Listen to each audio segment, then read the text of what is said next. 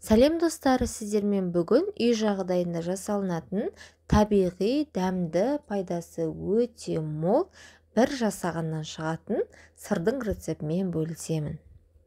Бұл сырды қонақ күтуге де қойсаңыздар болады.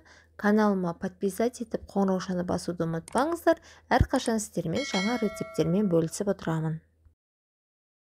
Ең алдымен 1,5 литр сүтімізді, менде қолдың сүті, ыдысымызға құйып, бетін жауып қайнағанға дейін қоямыз.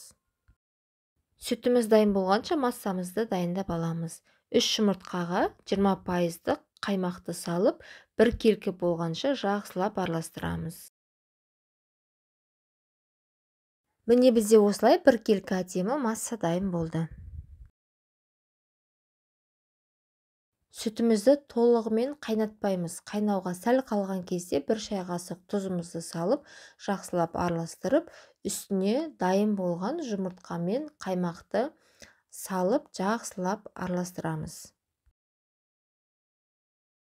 Міне біздің сүтіміз осылай іри бастады. Енді ең жай отта жартылай бетін жауып, жарты сағаттай қайнататын боламыз.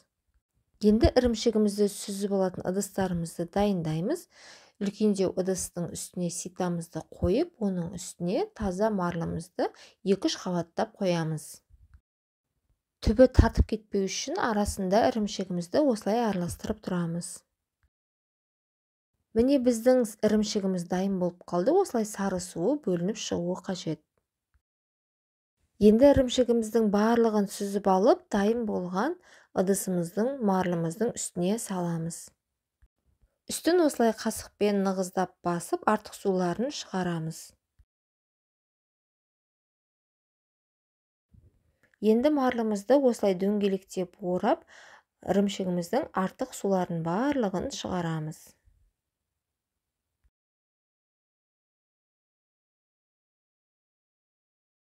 Артық суды төгіп, ыдысымызды босатып, ситаның ішіне ірімшігімізді салып, формасын жақсы ұстап тұру үшін үстіне ауыр затпен бастырып 2 сағатқа қойып қоямыз.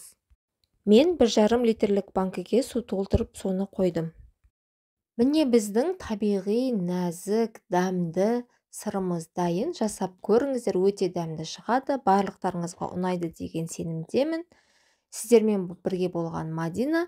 Каналыма подписать етіп, қоңыраушаны басуды ұмытпаңыздар. Әрқашан сіздермен жаңа рецепттермен бөлісіп отырамын. Назарларыңызға рахмет.